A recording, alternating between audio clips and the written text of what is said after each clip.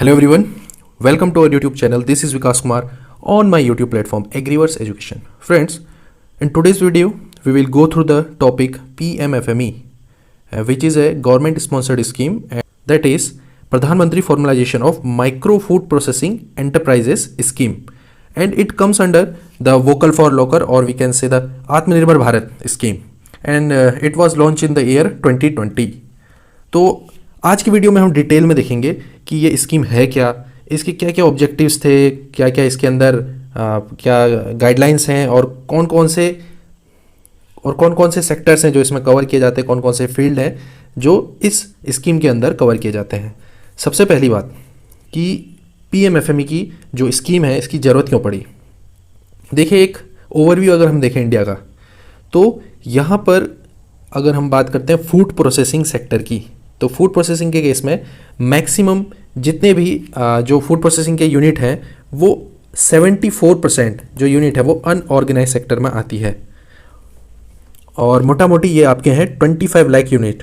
और इंडिया की बात हो रही है, ये तो रिपोर्टेड है। इसके अलावा और कितने unreported unorganise food processing sectors हैं जो रूरल एरिया या सेमी अर्बन एरिया में काम करते हैं।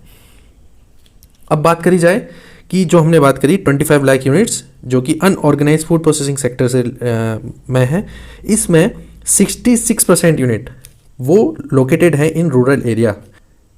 और एक चीज़ और कि जो ये 66% यूनिट है रूरल एरिया में, इसमें 1/3 जो है एंटरप्रेन्योर्स वो वुमेन एंटरप्रेन्योर्स हैं। तो यहाँ पर क्या है कि जितने भी यूनिट्स हैं वो माइक्रो मैन्युफैक्चरिंग यूनिट्स में फॉल करती हैं, जितनी भी अनऑर्गेनाइज फूड प्रोसेसिंग यूनिट है, और इनका जो इन्वेस्टमेंट रहता है वो काफ़ी कम रहता है और छोटे स्केल पे ये काम करते हैं in rural area and as well as in semi urban area. अब बात करते हैं कि अनऑर्गेनाइज सेक्टर तो है पहले से, तो वहाँ पर क्या क्या चैलेंजेस थे जिनकी वजह से जो ये प्रधानमंत्री formalisation of micro food processing enterprise scheme PMFME scheme की ज़रूरत पड़ी।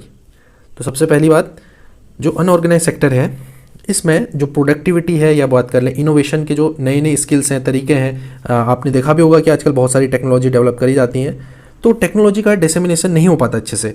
और जितने भी ये पैकेजिंग से रिलेटेड है, प्रोडक्शन से रिलेटेड है, प्रोसेसिंग से रिलेटेड, आपको पता ही होगा कि फूड प्रोसेसिंग माने पूरा का पूरा जो मॉडर्न टेक्नोलॉजी है इस पे बेस्ड है।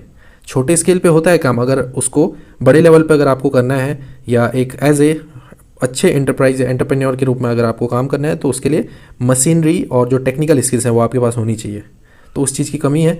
दूसरी बात, जो फूड सेफ्टी क्वालिटीज़ जो स्टैंडर्ड्स रहते हैं, क्योंकि आजकल मार्केट में अगर आपको अपना प्रोडक्ट बेचना है तो प्रॉपर स्टैंडर्डाइजेशन होता है प्रोडक्ट्स का, तो वो कुछ सिस्टम में नहीं है। जो अनऑर्गेनाइज सेक्टर है वो इसके लिए अनअवेयर है, और जो क्वालिटी है वो भी डिफिशिएंट है। इसके अलावा जो क्या क्या हाइजीन मेंटेन करने पड़ते हैं, क्या क्या नॉर्म्स हैं FSSAI के, और मैन्युफैक्चरिंग के अलग अलग तरीके होते हैं, वो क्या क्या एथिकल हैं, कौन कौन से अनएथिकल हैं, ये सब अनऑर्गेनाइज सेक्टर में ये डिफिशिएंट करता है। अगली बात, lake of branding and marketing skills.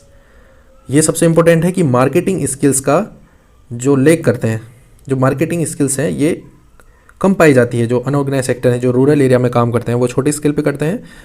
Marketing skills न होने की वजह से वो बड़े स्केल पे अपना प्रोडक्शन नहीं कर पाते। जो सप्लाई चेन में कैसे उनको इंटीग्रेट करना है, ये नॉलेज उनको नहीं हो पाती। अगली बात कि भाई पैसा, बिना पैसे के कोई काम नहीं होता। Capital deficiency and low bank credit. अगर आपको कोई धंधा करना है, बिजनेस करना है, तो आपको क्रेडिट या फाइनेंस की ज़रूरत पड़ेगी, तो उसकी भी बहुत कमी है।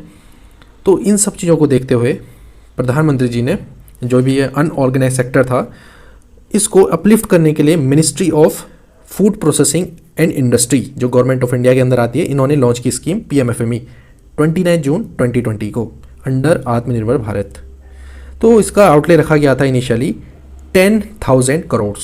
एग्जाम के प्रोस्पेक्टिव से इंपॉर्टेंट है कि 10,000 करोड़ इसका आउटले रखा गया था, और ये अप टू द 2024 to 25 का जो फाइनेंशियल ईयर है यहाँ तक ये स्कीम वर्किंग में रहेगी।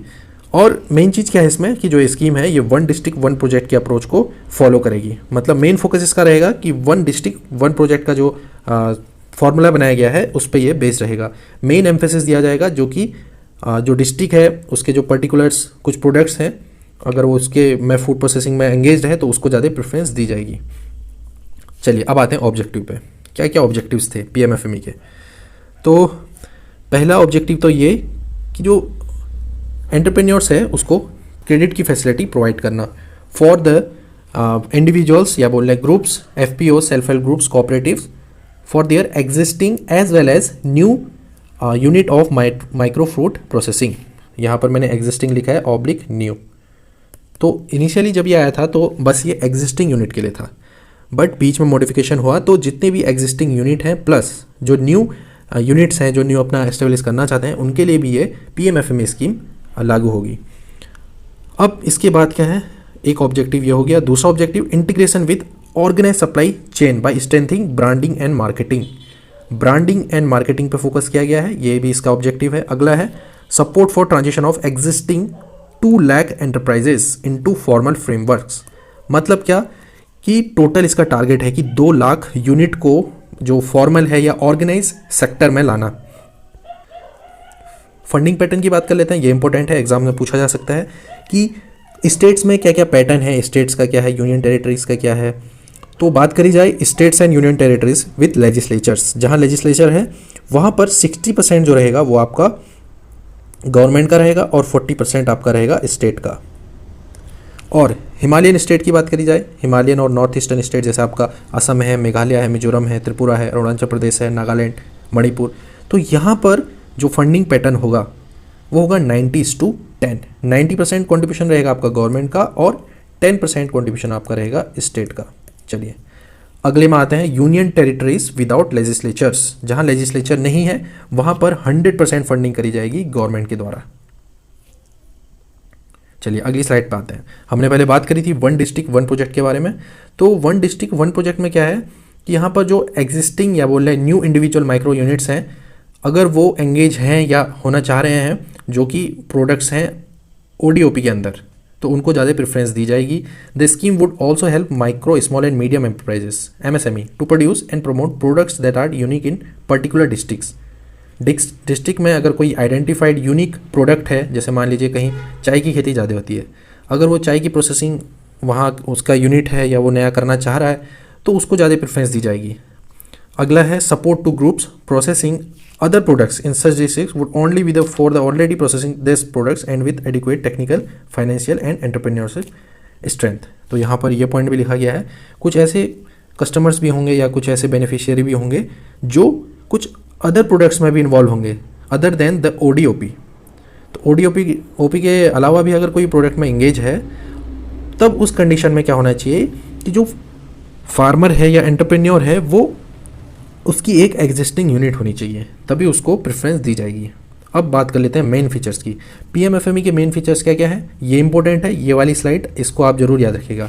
पहली बात, credit linked subsidy of 35%। Exams में पूछा जा सकता है कि भाई पीएमएफएमई स्कीम में कितनी % सब्सिडी रहती है, तो यहाँ पर है 35% of the project cost up to maximum 10 lakh. यहाँ पर सीलिंग लगा दी है कि आपको 10 लाख तक ही सब्सिडी मिलेगी। मान लीजिए आपने 50 या 30 लाख या 40 लाख का आपने अप्लाई किया है तो उसका 35% मैक्सिमम 10 लाख तक ही मिलेगा। ये तो हो गया आपका existing as well as new food processing units. ये बात आपको याद रखनी है, स्लाइड्स में आपको एग्जिस्टिंग दिख रहा होगा, पर एग्जिस्टिंग प्लस न्यू ऑर्गेनाइज या अनऑर्गेनाइज फूड प्रोसेसिंग यूनिट्स, इनको मिलेगा पीएमएफएमई की स्कीम का लाभ। चलिए अगला है credit linked subsidy of 35% of the project, जो हमने ऊपर बात करी थी, बट यहाँ पर क्या है एसएचजी, एफपीओज एंड कोऑपरेटिव्स। ऊपर हमने बात करी थी इंडिविजुअल की या कोई प्रोपराइटर है, पार्टनरशिप फर्म है, उसको छोड़ के जैसे एसएचजी, एफपीओ, कोऑपरेटिव्स हैं उनको भी ये लोन दिया जाएगा। अगला है seed capital of 40,000 rupees per member of the SHG group who are engaged in food processing. तो एसएचजी आपको पता होगा सेल्फ हेल्प ग्रुप होता है, फीमेल्स का होता है, मेल्स का होता है। अगर उनकी कुछ मेंबर्स हैं जो पहले से एंगेज्ड हैं किसी फूड प्रोसेसिंग यूनिट में या फूड प्रोसेसिंग के काम में, तो उनको सीड कैपिटल दिया जाएगा 40,000 रुपीज़ का। ये बैंक की तरफ से दिया जाएगा एज ए लोन। और अगला है support for marketing and branding. अगर मान लीजिए किसी ने अपना यूनिट सेट कर लिया, पीएमएफएमई के अंडर इन्होंने लोन भी ले लिया बैंक से, बट अब वो जा रहे हैं मार्केटिंग करने के लिए, मार्केटिंग और ब्रांडिंग के लिए, तो उस केस में भी 50% जो होगा, इसमें भी कुछ सीलिंग है, आई एम नॉट श्योर, कि 50,000 है या 60,000 है, ऐसे कुछ कैपिंग है इसमें। तो 50,000 ऑफ द एक्सपेंडिचर जितना भी मार्केटिंग और ब्रांडिंग में लग रहा है उसका भी ये गवर्नमेंट के द्वारा दिया जाएगा। अब यहाँ पर मेन बात क्या आती है कि कुछ ऐसी एक्टिविटीज़ हैं जो इस स्कीम के अंदर कवर नहीं है। तो वो कौन कौन सी एक्टिविटीज़ हैं, बहुत से लोग कंफ्यूज रहते हैं। लोग सोचते हैं कि जैसे मान लीजिए यहाँ पर लिखा है रीपैकेजिंग है ऑयल्स का, तो ये सब यहाँ इंक्लूड नहीं है। तो देख लेते हैं कौन कौन से इसमें एक्टिविटीज़ हैं। एग्जाम्स में से पूछा जा सकता है, ऑप्शन दिए जाएंगे, आपको बताना होगा कि कौन सी एक्टिविटी पीएमएफएमई के अंदर इन्वॉल्व नहीं है। तो पहला, trading and selling of unprocessed milk, millets, cereals and spices. Without processing कोई भी कॉमोडिटी यहाँ पर इंक्लूड नहीं की जाएगी। अब जैसे मिल्क है अनप्रोसेस्ड या फिर लूज मिल्क, जैसे मान लीजिए सिंपली का है, मिल्क है या दही है, तो इनका इस स्कीम के अंडर कवर नहीं किया जाएगा अनटिल अनलेस अगर मान लीजिए वो क्या क्रीम बना रहा है, पनीर बना रहा है, पनीर का प्रोसेसिंग कर रहा है या कुछ ऐसे अदर प्रोडक्ट्स बना रहा है, तो उस केस में ये कवर होगा। बट जो लूज मिल्क है या बोल रहे हैं मिल्क और कर्ड, इनको कवर नहीं किया जाएगा। अगली चीज़, trading and selling of fruits and vegetables, तो इनकी तो प्रोसेसिंग हो नहीं रही है, तो ये भी इसमें कवर नहीं होंगे।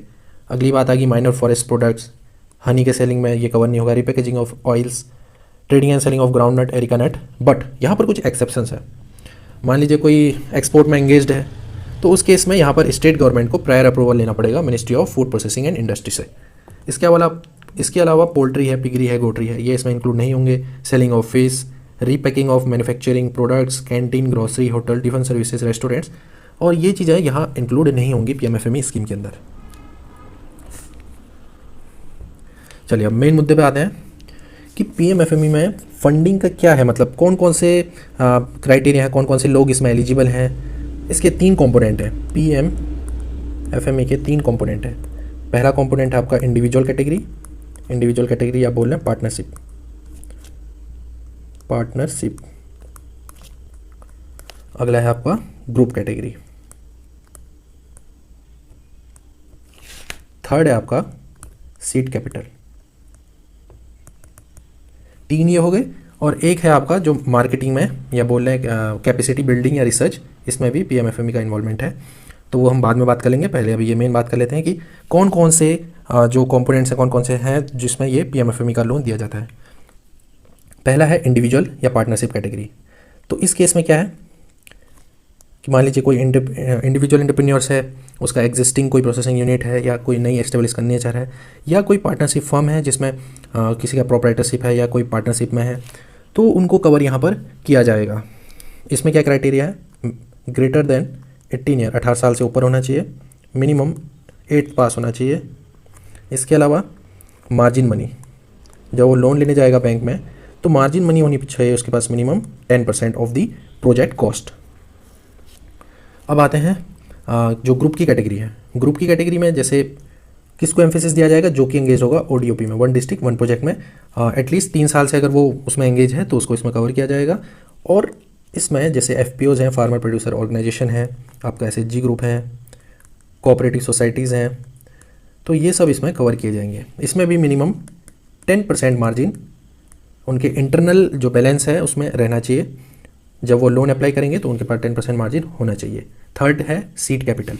सीड कैपिटल की बात मैंने करी थी। यहाँ पर जो एसएचजी के ग्रुप्स हैं या कोई ऐसे जेएलजी या एसएचजी के ग्रुप्स हैं, पर्टिकुलरली जेएलजी इसमें इंक्लूड नहीं है, एसएचजी के ग्रुप इसमें इंक्लूड है, तो पर मेंबर 40,000 रुपीज़ का यहाँ पर फाइनेंस किया जाएगा बैंक के द्वारा, और उन्हीं मेंबर्स को दिया जाएगा जो कि फूड प्रोसेसिंग में एंगेज्ड है।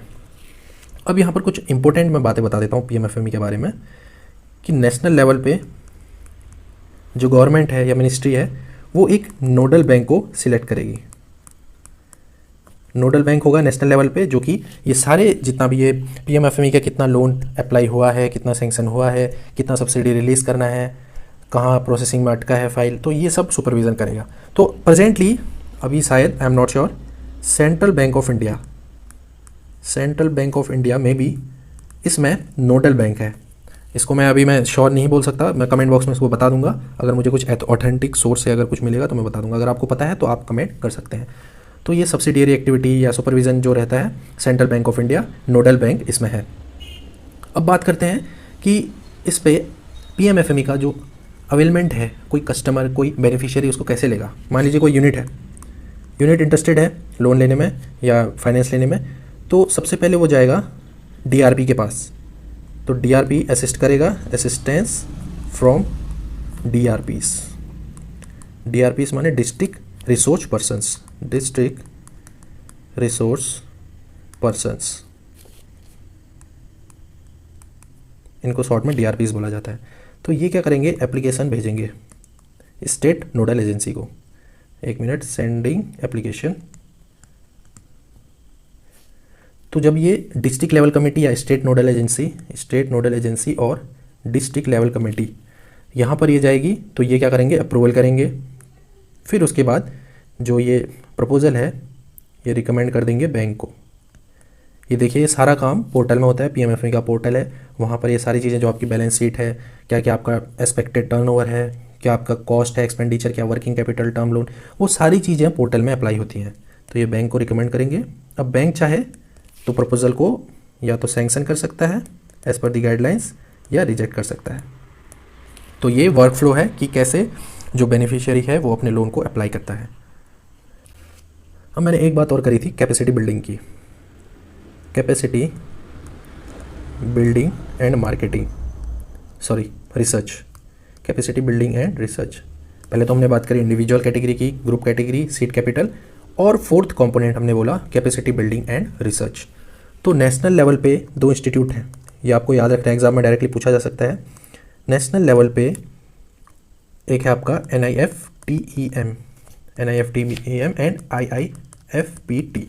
फुल फॉर्म में बता देता हूँ, NIFTEM की national institute of food tech entrepreneurship and management, ये हो गया NIFTEM का। और IIFPT का फुल फॉर्म हो गया Indian institute of food processing technology. तो ये 2 नेशनल लेवल पे 2 काम करते हैं। ये क्या करते हैं कि ट्रेनिंग प्रोवाइड करते हैं to the trader, training of trainers, जो अल्टीमेटली स्टेट लेवल में या डिस्ट्रिक्ट लेवल पे जो RPs जो हमने बात करी थी DRPs की, उनकी ट्रेनिंग करते हैं। ये जाके ऊपर तो नेशनल लेवल पे बात हो रही थी, अब ये स्टेट लेवल में जो RPs होते हैं, RPs की ट्रेनिंग करते हैं, जिनको हम बोलते हैं रिसोर्स पर्सन। तब ये जाके क्लस्टर लेवल पे, क्लस्टर लेवल या बोल रहे हैं इंडिविजुअल जो यूनिट है, इंडिविजुअल एंटरप्राइज है या ग्रुप का एंटरप्राइज है, उनको जाकर ये क्लस्टर लेवल पे ट्रेनिंग प्रोवाइड करते हैं। लाइक फॉर ऑपरेशन कैसे करना है, बुक कीपिंग कैसे करनी है, रजिस्ट्रेशन कैसे करना है, FSSAI का स्टैंडर्ड कैसे मेंटेन करना है, उद्योग क्या होता है, जो आपको पता होगा ना, उद्योग रजिस्ट्रेशन होता है आजकल, उद्यम रजिस्ट्रेशन, वो कैसे करना है, GST का रजिस्ट्रेशन कैसे करना है, हाइजीन कैसे मेंटेन करना है, पैकेजिंग, मार्केटिंग, इन सब की डिटेल में A to Z आपकी ट्रेनिंग कराई जाती है एट क्लस्टर लेवल। अब यहाँ पर एक बात मैं और बता देता हूँ, बहुत से लोगों को कन्फ्यूज़न रहती है कि जो PMFME का लोन है, इस पर क्या वो लोग भी अप्लाई कर सकते हैं या वो लोग इसमें बेनिफिट को अवेल कर सकते हैं जिनने पहले गवर्नमेंट लिंक्ड कोई क्रेडिट सब्सिडी का लोन उन्होंने पहले लिया हो। तो यहाँ पर PMFME के केस में applicant is eligible for subsidy अगर उसने another government link subsidy loan को अवेल कर रखा है। तो ये चीज़ आपको याद रखना है। और दूसरी चीज़ ये कि एक फैमिली से सिर्फ एक ही बेनिफिशियरी यहाँ पर इस स्कीम का लाभ उठा सकता है। तो दोस्तों ये था PMFME के बारे में। आई होप ये आपको हेल्पफुल होगा और आई एम श्योर ये आपके एग्जाम में आपके लिए हेल्पफुल होगा। मिलता हूँ आपसे next time. Till then tata bye bye and take care.